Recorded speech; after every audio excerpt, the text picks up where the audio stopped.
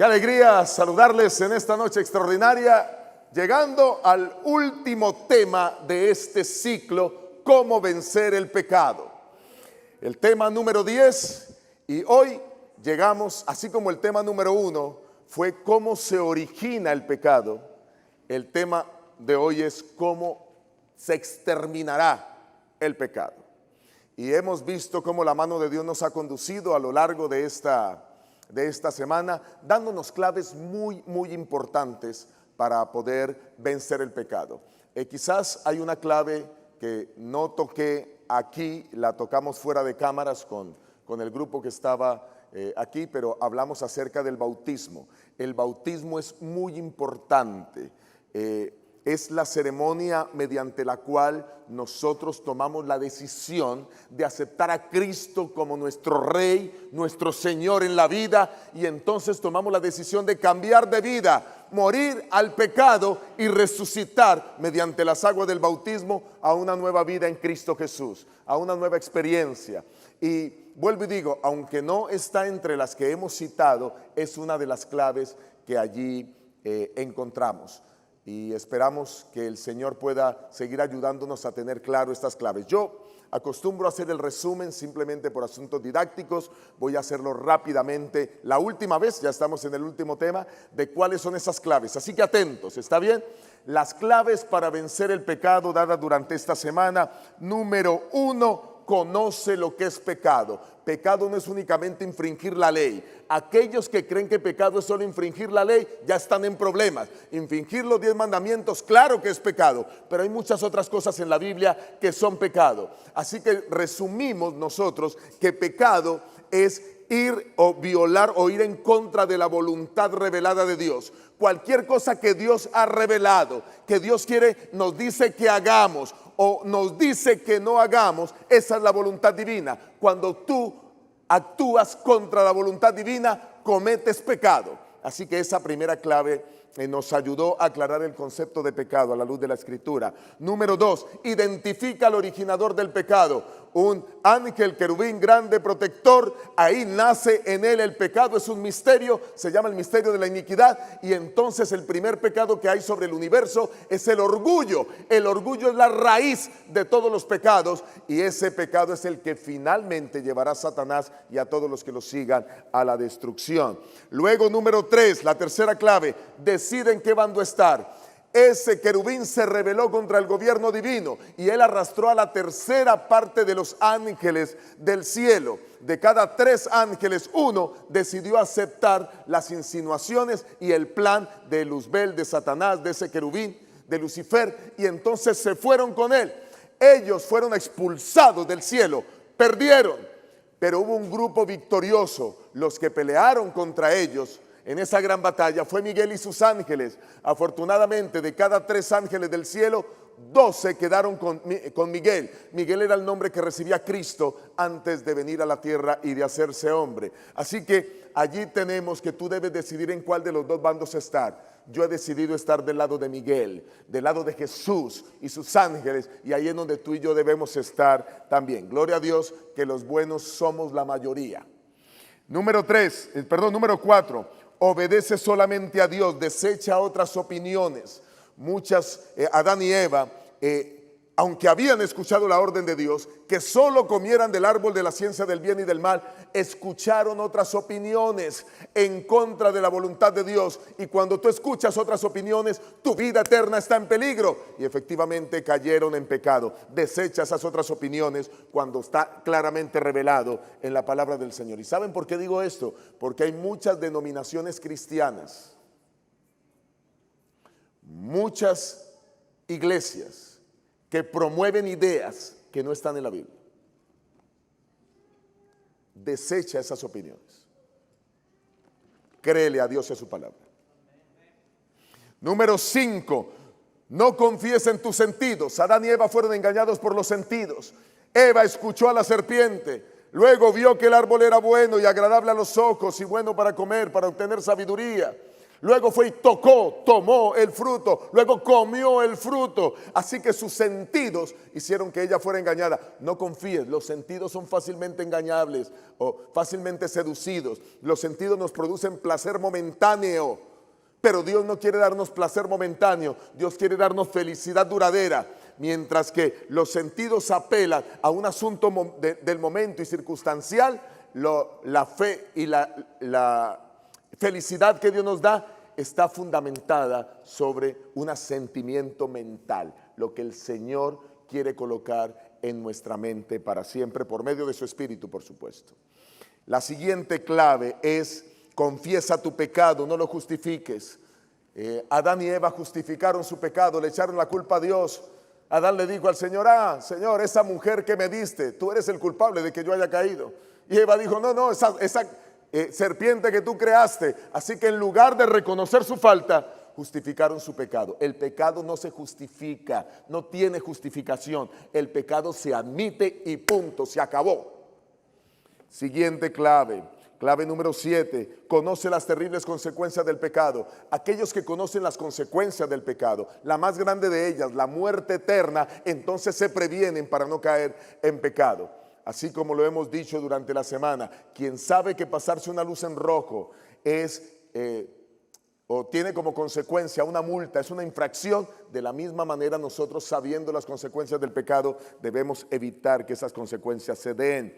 Número 8, huye del lugar donde está la tentación y el acoso. Si tú estás en un lugar donde hay pecado, tienes que huir de ahí. Miren que Jesús nunca buscó la tentación lo buscó a Él. Tú no puedes ponerte en el terreno donde está el pecado, no puedes ponerte en el terreno de la tentación. Y más si es una tentación de carácter sexual, haz como José, corre, huye. Para eso Dios te dio piernas, sal de ahí. Huir es diferente a alejarse. Quien huye no voltea a mirar atrás el pecado. No es simplemente el alejarse, porque podría seguirlo viendo. Así que está claro el punto. Número 9. Así como Daniel decidió no contaminarse con lo pecaminoso, la clave número 9 es: decide no contaminarte con lo pecaminoso. Daniel decidió. No hay nada más poderoso sobre el planeta Tierra que la decisión de un hombre, y ahora potenciada por el poder de Dios, ayudada por Dios. Por eso el Señor dice con claridad en su palabra que está dispuesto a ayudar a todo aquel que sea fiel. Todo lo puedo en Cristo que me fortalece. Filipenses 4:13. Toma tu decisión y confía que Dios te va a ayudar. Así que decide en no contaminarte con lo pecaminoso. Número 10, busca amigos fieles a Dios. Rodéate de la gente más espiritual de la iglesia. Esa gente te va a ayudar, van a ser tus tutores, tus consejeros. Quiero decirles que aunque yo durante muchos años no conocí al pastor Esteban Bor, él fue mi profesor durante muchos años, sin conocerlo. En ese tiempo él producía series de cassettes. Y yo recuerdo que le compré todos los cassettes, 200 y tantos que vendía él en ese entonces. Y aprendí mucho de Biblia y de profecía gracias a mi maestro, que lo tengo aquí. De paso, el maestro que más ha influenciado mi vida es el pastor Esteban Bor. No lo sabía, la primera vez que se lo estoy diciendo. Y lo hizo sin que siquiera yo pudiese conocerlo, solo a través de los audios que podía hacerlo. Por eso la fe se desarrolla por el oír, y el oír ¿de qué? De la palabra de Dios. Así que escuchar es lo que hace que nuestra fe se desarrolla. Por eso cuán importante es que nosotros tomemos esta decisión y busquemos amigos que nos ayuden a crecer. Gente excelente se mezcla con gente excelente. ¿Quedó claro el punto?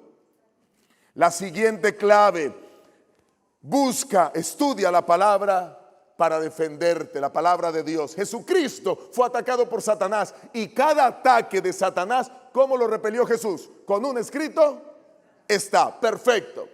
La siguiente clave, número 12, pide ayuda al Padre para hacer su voluntad. La tentación más fuerte de Jesús la experimentó precisamente en el Getsemaní, porque ahí su humanidad estaba en una lucha terrible al saber que al otro día experimentaría dolor, experimentaría latigazos, experimentaría que le perforaran las manos, que le perforaran los pies. Él sabía el dolor humano que sentiría. Y como les dije a ustedes, ni siquiera nos gusta que nos pongan una inyección con una jeringuita y una agujita así nomás, chiquitita. Ahora imagínense cuando usted sabe todo lo que va a experimentar. Jesús sabía todo y por eso le dice al Padre: Padre, ayúdame, si es posible pase de mí esta copa, pero que no sea como yo, sino como tú quieres. Hay que pedir ayuda del Padre, orar en medio de la tentación.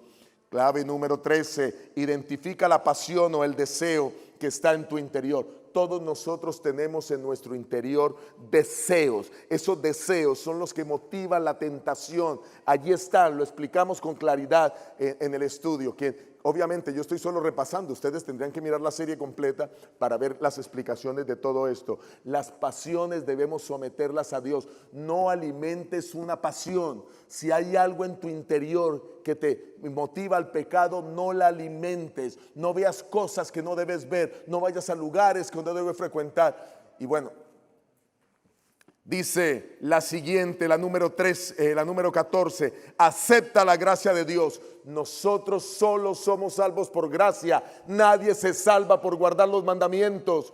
Es Cristo quien nos da su don inmerecido. La gracia es la que nos libera, la que nos saca de la esclavitud del pecado. Pero nosotros ahora, cuando aceptamos esa gracia, lo mejor que podemos hacer para no defraudar a quien nos salvó es guardar su palabra y guardar sus mandamientos. Número 15, somete tus pensamientos a Dios. El pecado inicia en el pensamiento. Primero viene el pecado, primero viene el pensamiento. Después del pensamiento, entonces viene la imaginación. Después de la imaginación viene el deseo. Después del deseo, entonces viene la voluntad. Hasta aquí tú puedes decidir no en cualquiera de los pasos, pero luego viene el consentimiento. Si tú llegas al paso quinto, caes en pecado, si consientes con el pecado. Así que si aparece el pensamiento, no, entrégaselo al Señor. Señor, mira lo que estoy pensando, esto es sucio, eso es basura, ayúdame. Y el Señor viene a ayudarte. Y si inclusive pasaste a la imaginación, Señor, mira lo que estoy imaginando, somételo a Dios. Y si pasaste inclusive al deseo, somételo a Dios. Y cuando llega la voluntad, siempre piensa en las consecuencias que traerá tu falta y tu pecado, para que no vayas a caer en eso. Y pídele al Señor sabiduría. Así que qué importante es que sometamos los pensamientos a Dios por donde comienza el pecado. Pero también debemos someter el cuerpo a nuestro Dios. Clave número 16, el cuerpo nuestro no es para la fornicación, dice 1 Corintios 6. Nuestro cuerpo es para alabar y glorificar a Dios, para que el Espíritu Santo venga dentro de nosotros. Porque nuestro cuerpo es templo del Espíritu Santo y el cuerpo nuestro no es nuestro. ¿A quién le pertenece nuestro cuerpo? A Dios. Y debemos honrar y glorificar a Dios ¿con qué? Con nuestro cuerpo. Así que ten cuidado con lo que haces con tu cuerpo, porque ahora hay una cantidad de movimientos en todas partes del mundo que le dicen a la gente que haga lo que quiera con su cuerpo, inclusive movimientos pro aborto, donde le dicen a las mujeres que hagan con su cuerpo lo que quiera. Tienen una criatura que ni siquiera tiene el tipo de sangre de ella, muchas de las veces, que es un ser totalmente independiente a ella. Bueno, dependiente mientras se alimenta y crece, pero independiente aún en el tema de genética, independiente aún en el tema de tipo de sangre, y ella piensa que es su cuerpo y que puede hacer lo que quiera, y están abortando niños, yendo en contra de la voluntad de Dios. El cuerpo nuestro es para glorificar a Dios. Tus genitales son para glorificar a Dios, y el sexo tiene un lugar, y es dentro del sagrado vínculo del matrimonio. Clave número 17, conoce las gloriosas recompensas por vencer al pecado. Lo vimos ayer y hablamos de 9 recompensas, 6 en la tierra y 3 en la eternidad. Dios nos dará la corona de la vida eterna y nos sentaremos en su trono los que venceremos. Y la última que vimos es: adora solamente a Dios. Satanás está haciendo todo para que los seres humanos le adoren a él, o mejor, que adoren a la bestia. Si adoran a la bestia, le adoran a él, y va a hacer lo que sea para que nosotros no guardemos su palabra. Y hoy entramos en el último punto, el último tema. Oremos. Padre, habla en esta hora, que tu espíritu se manifieste, toca vidas, corazones, que tu palabra impacte, Señor, cada corazón, que nos transformes y nos permitas, Señor, heredar la eternidad. Ayúdanos a entender tu palabra ahora que hablaremos acerca del exterminio del pecado. En el nombre de Jesús te lo pedimos. Amén. Quiero que abran sus Biblias conmigo en Romanos, el capítulo 2. Abran sus Biblias conmigo en Romanos, el capítulo 2, el versículo 5 y al versículo 8. Romanos 2, 5 al 8. Dice Dios en su santa palabra. Romanos 2, 5 al 8. Dice Dios: pero por tu dureza y por tu corazón no arrepentido, atesoras para ti mismo ira para el día de la ira y de la revelación del justo juicio de Dios, el cual pagará a cada uno conforme a sus obras. Vida eterna a los que perseverando en hacer el bien buscan gloria, honra e inmortalidad. Pero ira y enojo a los que son contenciosos y no obedecen a la verdad, sino que obedecen a la injusticia. Aquí está claro, hay solamente dos caminos por los cuales los hombres pueden transitar: el camino que lleva a la inmortalidad y a la vida eterna, o el camino que lleva a la destrucción eterna, a la muerte eterna. ¿Saben? No hay nada malo que dure toda la vida. No hay nada malo que no pase, que no se acabe. ¿Saben qué es lo lindo de esta historia extraordinaria? De esta historia de redención tan maravillosa, que aunque la historia comenzó bien, guiándonos por Dios, Dios creando para darle felicidad al ser humano, en algún momento la historia se dañó, pero esa historia de maldad pronto terminará, y luego lo que sigue es victoria y por la eternidad. Y cuando estemos en la eternidad, miles de años adelante, y miremos lo que sucedió, solo será un vago recuerdo y un mal recuerdo de cuando el pecado entró aquí en el universo. Esta historia que comenzó bien, terminará bien por la gracia de Dios, para todo el que decida seguirle a Él y vivir con Él. Voy a hablar de 4 aspectos básicos para concretar el fin del pecado. Número 1 es que antes de que Cristo venga por segunda vez, habrá un juicio que nosotros llamamos, y de él ya hablé un poco en la mañana, en el tema anterior, juicio previo a la segunda venida de Cristo. Luego hablaremos de que hay otra fase de ese juicio que se dará el día que Cristo venga por segunda vez. Luego la tercera fase de ese juicio se dará durante 1000 años. Y luego la cuarta fase de ese juicio se dará el día de la ejecución final, que será terminando el periodo de los 1000 años. 4 fases para que el pecado sea exterminado del planeta Tierra. Vamos a entrar en la fase número 1 y vamos a hablar del juicio previo a la segunda venida de Cristo. Abramos las Biblias en el libro de Daniel, Daniel, el capítulo 7. El libro de Daniel, el capítulo 7. Dice el Señor en su santa palabra. Daniel capítulo 7, vamos a mirar desde el versículo 9 al 10. Daniel 7, versículo 9 al versículo 10. Daniel, escribiendo su visión, dice: estuve mirando hasta que fueron puestos unos tronos, y se sentó un anciano de días. Su vestido era blanco como la nieve, el pelo de su cabeza como lana limpia, su trono llama de fuego, y fuego ardiente las ruedas del mismo. Un río de fuego procedía y salía de delante de él. Miles y miles lo servían, y millones de millones estaban delante de él. El juez se sentó y los libros fueron abiertos. Esta escena de Daniel describe un gran juicio, y un juicio que existirá previo a la segunda venida de Cristo.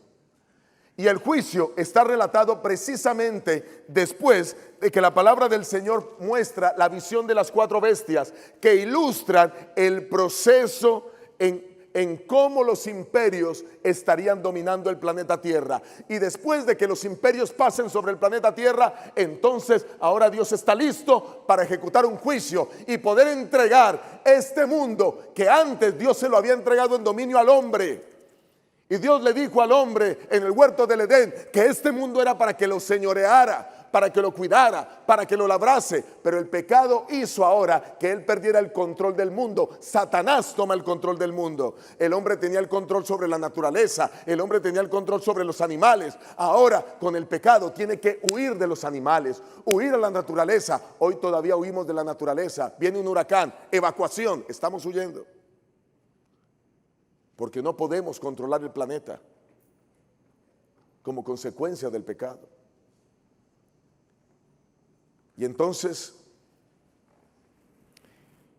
se tiene que realizar un juicio, porque Dios va a permitir que todas las cosas sean restauradas a como era antes, a como fue su plan. El intruso del pecado vino a destruir, pero el Señor ha hecho un plan para vindicar, para restaurar, para salvar y para corregir lo que se hizo mal. Qué maravilloso es Dios. Y entonces aquí tenemos ese juicio, un juicio donde hay muchos participantes. No voy a hablar en detalle, porque mi idea es cubrir rápidamente las fases, pero aquí se muestra con claridad que seremos juzgados por las cosas que están escritas en libros, en registros. Y aunque ese es un tema importante para tocar en su momento, yo quiero invitarles para que ustedes puedan mirar a los predicadores del canal Zoom. Muchos de ellos están hablando de esto y van a encontrar información al respecto. Pero quiero ahora que vayan conmigo, entendiendo que hay un juicio previo a la segunda venida de Cristo, que hay algunas cosas que ya fueron juzgadas. Hay cosas que ya están decididas.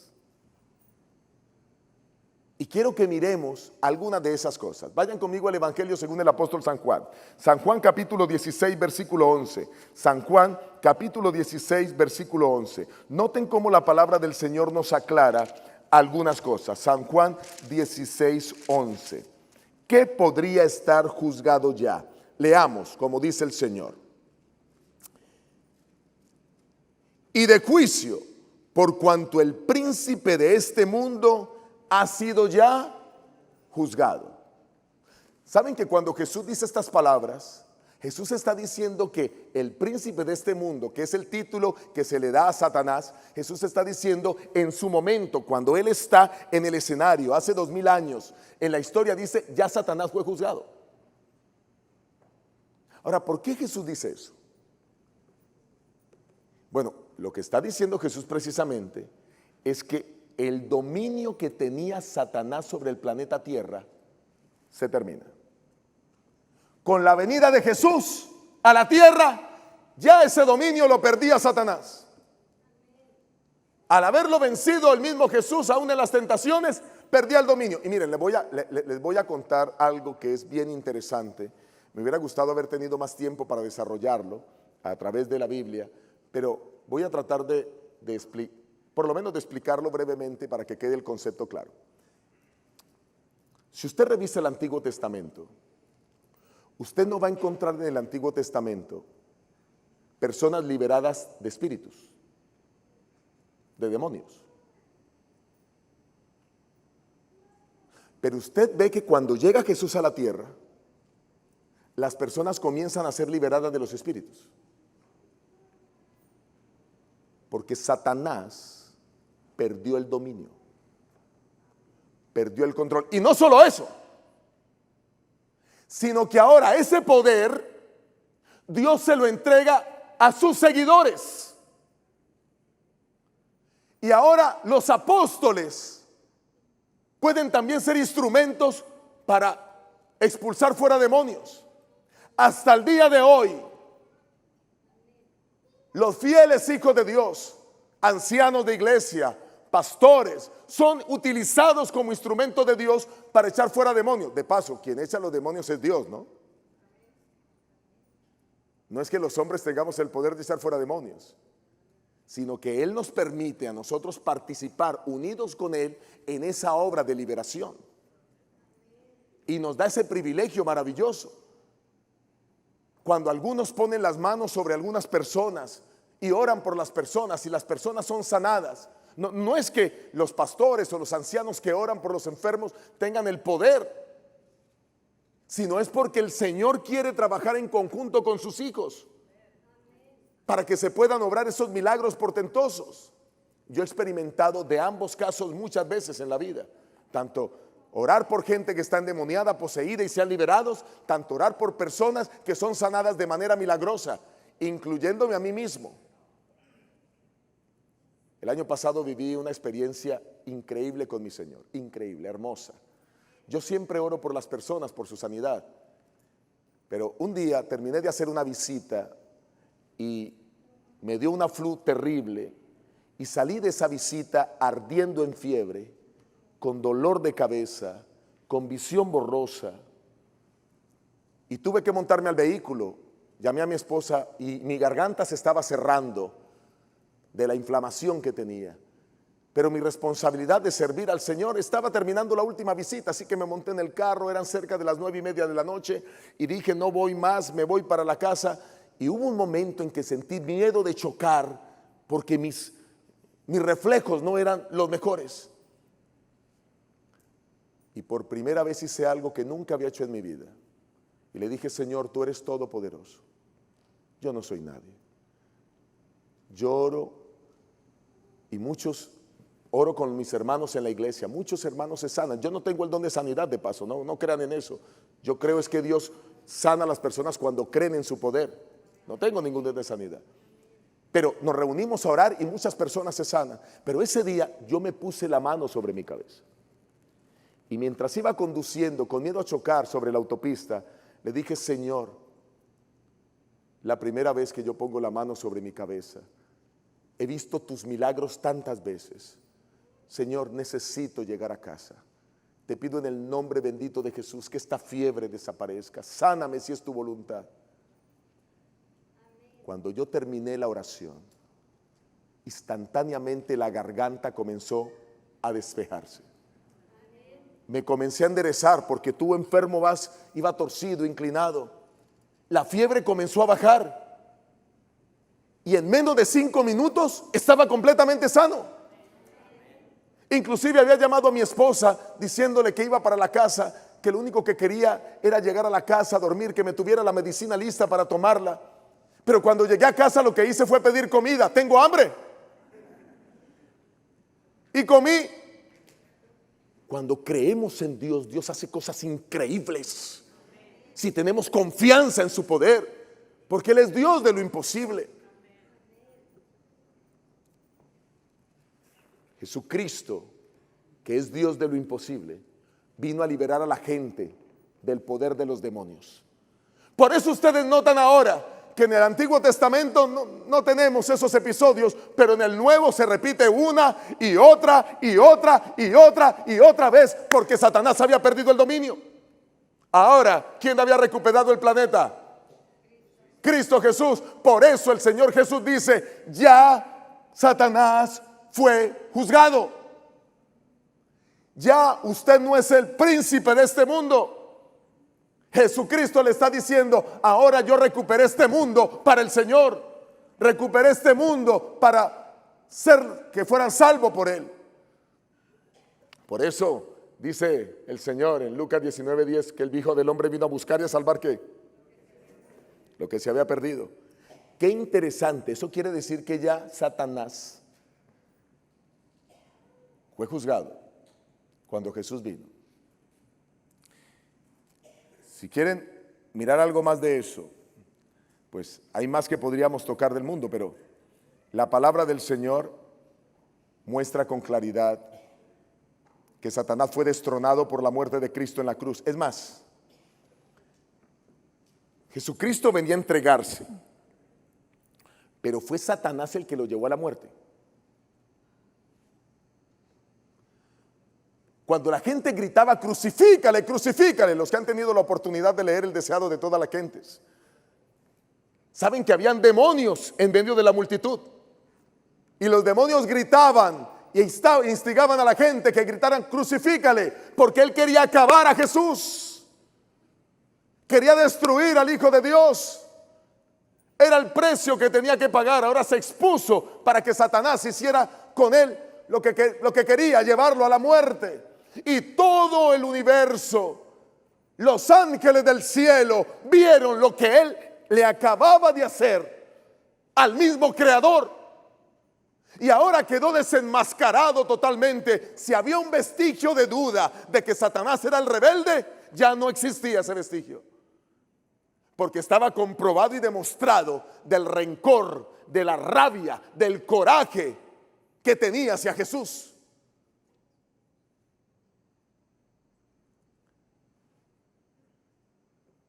Y Satanás fue juzgado. Y por supuesto, a partir de ese momento, él y sus ángeles sabían de la condenación que les esperaba. Saben, los hombres también vamos a ser juzgados. Vayan conmigo en el mismo libro de Juan, el capítulo 5, el versículo 22. Juan 5, 22. Aquí hay un concepto bien interesante. Juan 5, 22. Dice el Señor en su palabra: porque el Padre a nadie juzga, sino que todo el juicio dio ¿a quién? Al Hijo. Y saben que yo me pregunté por algunas oportunidades, ¿por qué dice eso la Biblia? ¿Por qué el Padre? Nosotros vemos en Daniel 2 que el anciano de días, creemos que el anciano de días es el Padre. ¿Por qué el anciano, si se sentó, por qué le entrega el juicio al Hijo? Y cuando tú estudias los evangelios, descubres que hay suficientes razones para que el que juzgue sea Cristo al hombre y no sea el Padre. Porque de la deidad del Padre, del Hijo y del Espíritu Santo, quien está en mejor condición o el más idóneo para juzgar es el Hijo. ¿Y por qué es el más idóneo para juzgar? Porque el Hijo vino a esta tierra, vivió como hombre, sintió las debilidades del hombre, sintió tentaciones, fue tentado en todo, pero ¿sin qué? Sin pecado. Experimentó el sufrimiento del hombre. ¿Quién mejor para poder juzgar? La razón por la que se le entrega el juicio al Hijo es porque el Hijo, ante todos los seres del universo, no le queda a nadie duda de que Él es el más idóneo para juzgar. Y miren,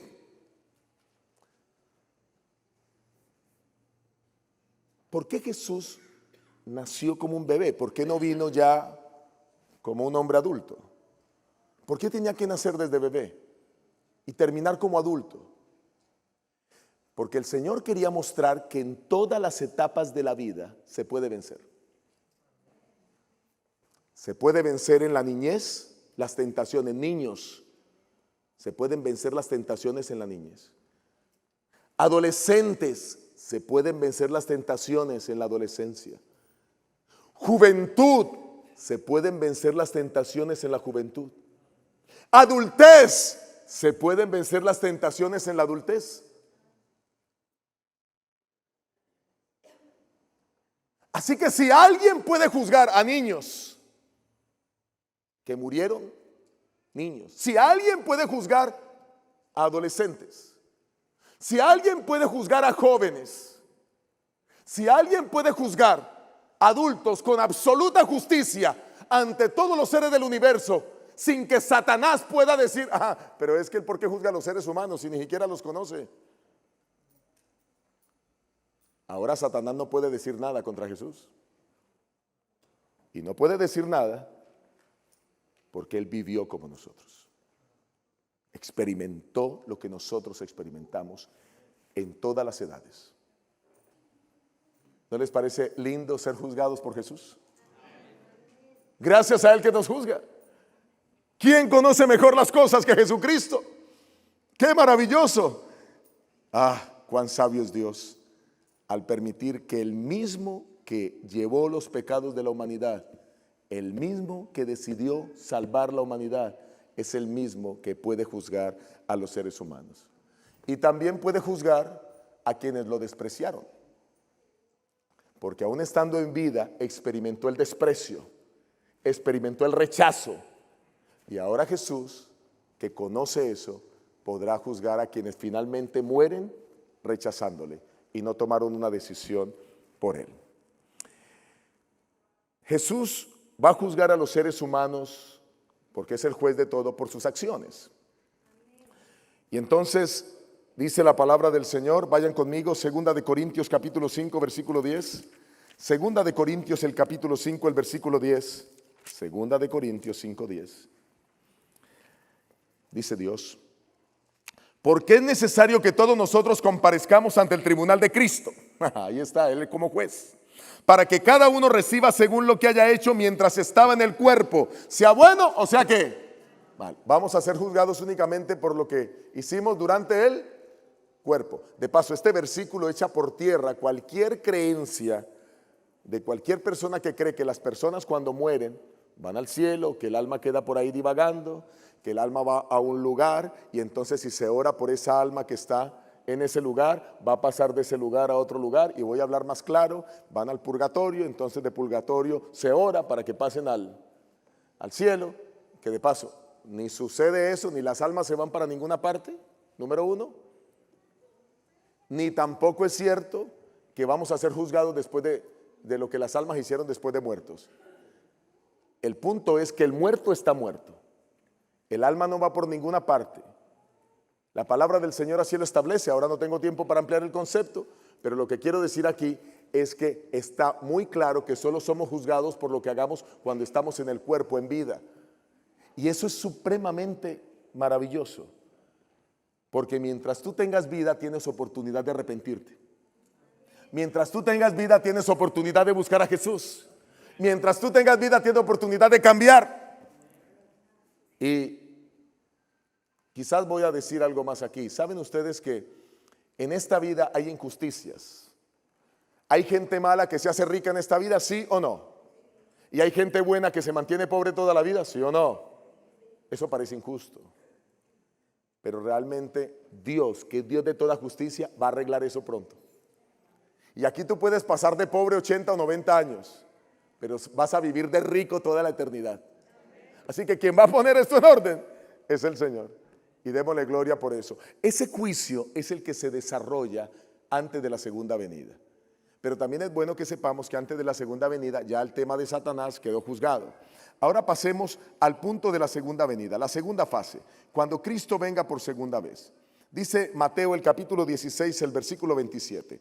Mateo 16, 27. Vayan conmigo en la palabra de Dios. Mateo 16, 27. Dice Dios en su palabra. Dice el Señor: porque el Hijo del Hombre vendrá en la gloria de su Padre con sus ángeles y entonces pagará a cada uno conforme a sus obras. Primero nos presentamos antes de que Cristo venga, nuestros nombres pasan en el juicio se define quién es inocente, en el juicio se define quién es culpable, quién hizo obras correctas, quién se arrepintió, quién decidió aceptar a Cristo mientras tú estuvo en el cuerpo. Pero cuando venga por segunda vez, con todos los ángeles del cielo, vienes a pagar a cada uno según lo que hizo. O sea, el tema ya está decidido. En otras palabras, en la segunda venida no hay manera de arrepentirse. Si usted ve viniendo al Señor en las nubes y dice: ay, mira, me arrepiento, ya, olvídate. El momento de arrepentirse es ¿cuándo? Hoy. El momento de entregar la vida a Cristo es ¿cuándo? Hoy. El momento de decir no más al pecado es ¿cuándo? Hoy. Y lo más lindo es que viene el Señor a la liberación total del pecado. Esa fase es extraordinaria. Y viene a juzgar de acuerdo a las obras. Porque es cierto que no somos salvos por obras. Nosotros somos salvos por gracia. Eso ya lo expliqué en la semana. Usted viene al Señor como esté, con sus pecados, sus errores. Viene y Dios lo perdona y lo acepta. Él no echa fuera a nadie que viene a Él. Pero para mantenerse salvo, ahí usted tiene que obedecer. La obediencia es fundamental. Y tiene que realizar las obras que son fruto de la obediencia. Por eso el Señor cuando venga va a preguntar por las obras. Mateo capítulo 25, ustedes conocen el texto, el juicio de las naciones. Pero para no hacerlo largo vamos a leer solo 3 versículos. Mateo capítulo 25, vamos a leer del 41 al 43. 25, 41 al 43. ¿Estamos listos? Dice la palabra del Señor, Mateo 25, 41. Entonces dirá también a los de la izquierda: apartaos de mí, malditos, al fuego eterno preparado para el diablo y sus ángeles. Porque tuve hambre y no me diste ¿de qué? De comer. Tuve sed y no me diste de beber. Fui forastero y no me recogisteis. Estuve desnudo y no me vestisteis. Enfermo en la cárcel y no me visitasteis. Así que cuando venga el Señor te va a preguntar por las obras. El Señor te va a preguntar: ¿y qué hiciste para ayudar a la gente en la tierra? ¿Tú me aceptaste? Si me aceptas, tienes que trabajar para mí, servirme. Sirve a la obediencia. ¿Y cómo lo demuestras? Con obras, con acciones. Muy bien. Así que tenemos un juicio previo. Allí se decide quién será salvo, quién no será salvo, quién será declarado inocente, quién será declarado culpable. Y ahora entramos en la segunda fase. Cristo viene a pagar a cada uno conforme a sus obras.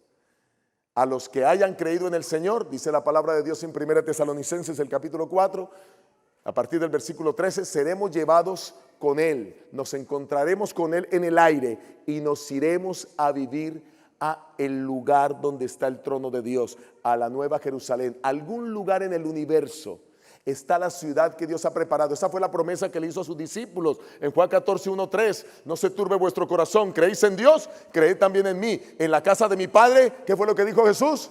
Hay muchas moradas. Si no fuera así, no os lo hubiera dicho. Voy pues a preparar lugar para vosotros. ¿En dónde está el Señor ahora? ¿Qué está haciendo Jesús ahora? Preparando lugar. Y cuando me fuere y os prepararé el lugar, vendré ¿qué? Otra vez, y os tomaré conmigo para que donde yo esté, vosotros también estéis. Así que nos recogerá y nos iremos allá. Y claro, cuando digo esto es porque muchos de ustedes ya conocen estos textos. Cuando Cristo venga, al resplandor de su venida, matará a los impíos. Y el planeta Tierra quedará desolado, porque los buenos nos vamos. Levanten la mano los que nos vamos a ir con Jesús. Levanten la mano, muy bien, gracias. Levanten las manos los que se van a quedar, por favor. Una nomás. Pero los demás sí nos vamos. Ok, entonces, los que nos vamos con Jesús a disfrutar de la eternidad, y los que se quedan en la tierra, pero ya estarán muertos. Esa será la segunda fase. La tercera fase es que a partir de ese instante comienza un periodo que la Biblia describe en Apocalipsis 20, que es el milenio.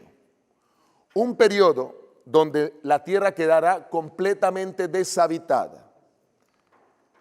La Biblia describe la venida de Cristo en Apocalipsis el capítulo 19 y lo describe en forma simbólica, viniendo en un caballo blanco, con vestiduras rojas, con una espada.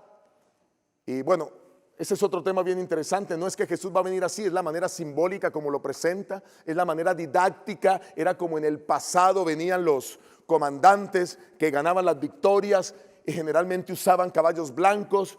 Y entonces de esa manera se simboliza el Cristo victorioso que vendrá a rescatarnos. Pero tan pronto termina el capítulo 19 con la segunda venida de Cristo, comienza el capítulo 20, que habla ahora del milenio sobre la tierra. Y esa es la tercera parte del juicio, los 1000 años. Satanás ahora es prisionero. Vayan conmigo, Apocalipsis capítulo 20. Vayan conmigo, vamos a leer el versículo 1 al versículo 3. Apocalipsis capítulo 20, el versículo 1 al versículo 3. Dice Dios en su palabra, dice el Señor: vi un ángel que descendía del cielo con la llave del abismo. Esa palabra abismo es bien interesante, porque esa palabra traducida del griego es la palabra abusos, que en la Septuaginta, que es la traducción del Antiguo Testamento al griego, también aparece en el capítulo 1 del libro de Génesis, y hace referencia cuando la tierra estaba vacía y el Espíritu se movía sobre la faz del abismo. Así que descendía del cielo con la llave del abismo y una gran cadena en la mano, y prendió al dragón, la serpiente antigua que es el diablo y Satanás, y lo ató ¿por cuánto tiempo? Por 1000 años. Nosotros creemos que esta es una figura simbólica que está mostrando una situación difícil para Satanás, porque Satanás, la tarea de Satanás es ¿cuál? Engañar. Esa es la tarea que describe Apocalipsis el capítulo 12, el versículo 9. Engaña al mundo entero. Pero ahora ya no hay seres sobre la tierra a quien engañar, porque los injustos están muertos, los justos estamos en el reino con el Señor disfrutando. Y ahora Él queda aquí en este planeta, seguramente medio preocupado, como algunos diríamos. No sé si ustedes usan la expresión, uy, me siento maniatado. ¿Han escuchado esa expresión? Y cuando usted dice me siento maniatado, ¿a qué se refiere? Que usted quiere hacer cosas y no puede, ¿qué? Hacerlas. Las circunstancias lo tienen maniatado. Y las circunstancias van a impedir que él haga algo. Mire, Satanás está muy ocupado todos los días, a toda hora. Sus demonios están muy ocupados todos los días, a toda hora, porque hay mucha gente que engañar. Y tú y yo somos víctimas potenciales para él. Así que está muy ocupado en esa tarea. Pero cuando no haya nadie, manicruzado, a quedarse allí. Y sigue diciendo el texto: y lo arrojó al abismo y lo encerró y le puso un sello sobre él, dice el versículo 3, para que no engañara más a las naciones. Esta mañana hablamos de eso, que él engaña a los gobiernos para que dicten leyes, que son leyes, muchas de ellas religiosas. Y entonces, para que no engañe más a las naciones, hasta que fueron cumplidos los 1000 años, después de esto debe ser desatado por un poco de tiempo. Así que ahora se está estableciendo un juicio bien interesante para Satanás.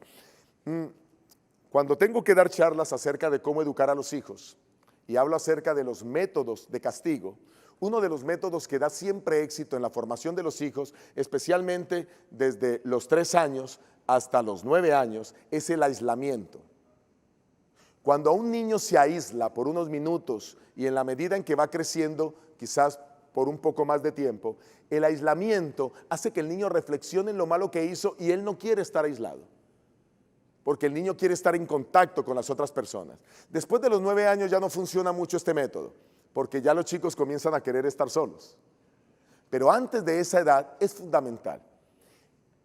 Una de las cosas que va a funcionar muy bien con Satanás es que va a tener 1000 años sin hacer nada, excepto pensar en todo lo malo que hizo y reflexionar en todo lo malo que hizo, para que tenga la absoluta seguridad de que el castigo que viene sobre él es lo que se merece por su perversión, por su maldad, por el daño y el oprobio que ha ocasionado al planeta Tierra. Así que ahora viene su aislamiento durante 1000 años, su reflexión durante 1000 años, y de esa manera esta sentencia viene sobre él y nos preparamos para la última fase del exterminio del pecado. Y la última fase del exterminio del pecado es lo que va a pasar después del milenio. Después del milenio habrá una nueva resurrección. Antes de los 1000 años, o mejor, cuando Cristo viene, los muertos resucitan y se van con él. Los impíos mueren. Pero la palabra del Señor habla de que esos impíos tendrán que resucitar. Y tendrán que resucitar para ver por última vez la gloria de Dios y el poder de su justicia. Quiero que vayan conmigo al Evangelio según el apóstol San Juan. Evangelio según San Juan, el capítulo 5, el versículo 28. 28 al versículo 29. Evangelio según San Juan, capítulo 5, versículo 28 al versículo 29. Evangelio según San Juan 5, 28 al 29. Dice Dios en su palabra: de cierto os digo, viene la hora, y ahora es, cuando los muertos oirán la voz del Hijo de Dios, y los que la oigan vivirán. Como el Padre tiene vida en sí mismo, así también ha dado al Hijo el tener vida en sí mismo. Y además le dio autoridad de hacer juicio, por cuanto es el Hijo del Hombre. No os asombréis de esto, porque llegará la hora cuando todos los que están en los sepulcros oirán su voz. Los que hicieron lo bueno saldrán a resurrección de vida, pero los que hicieron lo malo, ¿a resurrección de qué? De condenación. A estas alturas ya todo está decidido. A estas alturas, pues ya dijimos, no hay oportunidad de arrepentimiento. A estas alturas lo único que se puede contemplar es que la gloria de Dios se manifieste. ¿Y por qué Dios va a querer resucitar a todos los muertos? porque todos los muertos necesitan ver el exterminio final del pecado. Estoy hablando de todas las personas que murieron haciendo pecado a través de todos los tiempos, durante esos 6,000 años de sufrimiento del planeta Tierra, todos sin excepción. Aquellos que murieron haciendo el mal resucitarán, porque algunos de ellos quizás no tenían la conciencia de toda la maldad, o rechazaron a Dios, o quizás no creyeron que las consecuencias de las cuales la Biblia hablaba eran correctas, que de paso, como lo vimos en el tema anterior, lo que Satanás quiere es desestimar, subestimar, rebajar, reducir, aminorar, disminuir las consecuencias que las personas enfrentan por su desobediencia. Y entonces ahora lo que va a suceder es que Dios quiere que todos puedan contemplar el efecto, la consecuencia de la desobediencia que tuvieron. Aquí nace el famoso concepto zombie, que se tiene en muchas películas de terror. Y entonces se levantan muertos vivientes para poder hacer mal a otros. Y el que se habrá inventado ese concepto, pues creo yo, tuvo que haberlo sacado de la Biblia, porque es la Biblia la que lo presenta. Todos aquellos murieron y aquí sucede un fenómeno. Satanás se levantará nuevamente y última vez a engañar a todos aquellos pecadores. Y dice la palabra del Señor, volvamos nuevamente a Apocalipsis, el capítulo 20. Vamos rápidamente a Apocalipsis 20. Vamos a leer el versículo 7 y el versículo 8. Apocalipsis 20, versículos 7 y 8, dice el Señor en su palabra: cuando los 1000 años se cumplan, Satanás será suelto de su prisión y saldrá a engañar a las naciones que están a los 4 ángulos de la tierra, a Gog y a Magog, a fin de reunirlos para la batalla. Su número es como la arena del mar.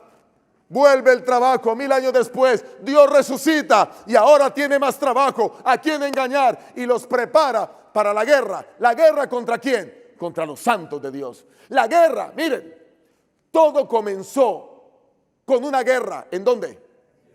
En el cielo. Y todo terminará con una ¿qué? Con una guerra.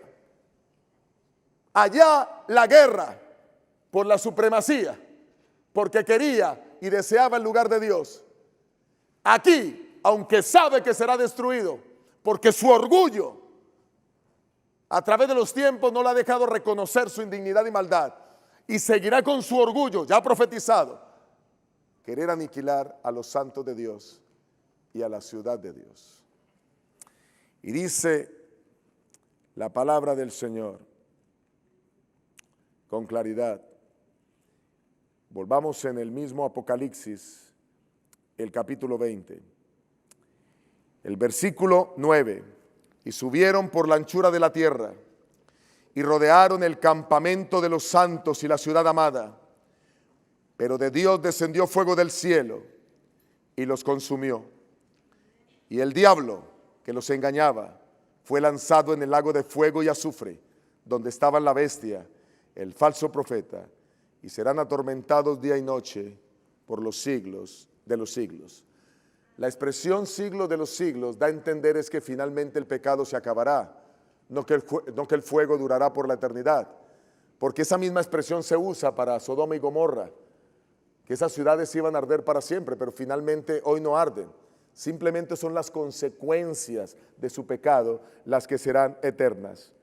Y queridos, finalmente todo será destruido. Déjenme ir cerrando con un texto que está en Malaquías 4, el versículo. Vamos a Malaquías 4.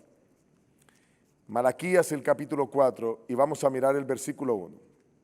Malaquías 4:1. Ciertamente viene el día, ardiente como un horno, y serán estopa todos los soberbios y todos los que hacen maldad. Aquel día vendrá, los abrazará, dice Jehová de los ejércitos, y no les dejará ni raíz ni rama. En la oportunidad que Jesús habla del infierno, se está refiriendo a este día, a este momento, donde el pecado desaparecerá para siempre. Hoy vivimos en una situación de pecado y de amenaza. Durante esta semana hemos visto cómo vencer el pecado, pero finalmente Dios, en su infinito amor, por amor a sus hijos, desarrolla un juicio en el cielo que le entregó al Hijo, al que puede juzgarnos porque nos conoce. Ahora el Hijo juzga y después de que juzgue en el cielo, vendrá. Y cuando venga, pagará a cada uno conforme a sus obras. Ya el juicio estará decidido. Satanás ya fue juzgado, recuerden. Pero luego, ahora Satanás queda solo durante 1000 años para que pueda meditar en toda su maldad, en todo lo que hizo, sin poder engañar a nadie. Y quizás, por lo que el texto revela, más bien lo que pasará con Satanás es que su odio se acrecentará hacia Dios. Y entonces durante esos 1000 años, esperando que los 1000 años se cumplan, se prepara para que cuando Dios resucite a los otros muertos, entonces finalmente Él tenga nuevo trabajo para engañar. Rodeará el campamento de Dios, querrá pelear la última batalla, pero fuego del cielo saldrá y lo consumirá. A él, a sus demonios y a todos los hombres y mujeres que ahora ven el poder y la gloria de Dios, que han existido y que vivieron en maldad. Es triste que a pesar de que la Biblia es tan clara, muchas personas todavía no se deciden por Dios. Es triste que conociendo las consecuencias finales del pecado, la gente todavía decide vivir una vida apartada de Dios. La Biblia es demasiado clara y quiero decirles algo: obedecer a Dios es lo mejor que nos puede pasar en la vida. Apartarnos del pecado, siendo esclavo de obediencia en lugar de ser esclavo del pecado, es el mayor regalo y privilegio que Dios nos da, porque eso nos hace mejores personas. Eso hace que tu familia te aprecie, te quiera, te respete, te admire, aunque quizás otros te pueden rechazar porque no compartes el pecado de ellos. Eso hace que tú te conviertas sin querer en un ejemplo para los demás. Eso hace que tus vecinos te admiren, que tus vecinos te quieran. Eso hace que tus hijos te vean como ejemplo, que tus nietos quieran disfrutar a tu lado. Eso hace que tu esposa, que tu esposo te ame más, te quiera más. Eso te llena de felicidad. Eso te da una paz inagotable, una paz increíble que llenará todo tu ser y que te permitirá disfrutar feliz en la tierra y por la eternidad. Lo mejor que me ha pasado en la vida es conocer a Cristo, pero lo mejor es saber que Él me ayuda a vencer el pecado, que aunque yo no lo puedo vencer solo, Él me ha dado las claves en la Biblia para vencerlo. Y lo mejor es saber que el mal pronto terminará. ¿Qué es 6000 años de maldad comparada con la eternidad? ¿Qué es 50, 60, 70, 80, 90 años que vivamos en la tierra comparado con la eternidad? Yo te invito para que tú puedas vivir una vida nueva desde ahora y para siempre, para que digas no más al pecado y sea una vida con Jesús, para que clames cada día al Señor por su poder y su gracia, para que puedas ser limpio de toda maldad y vivas feliz desde ahora y por la eternidad. Que Dios te bendiga, que Dios te guarde. A todos los que nos vieron a través de este precioso canal Zoom TV, gracias por la oportunidad de haber compartido con ustedes este ciclo. Que el Señor les guarde, apartémonos del pecado, que Dios nos dé la victoria. Amén.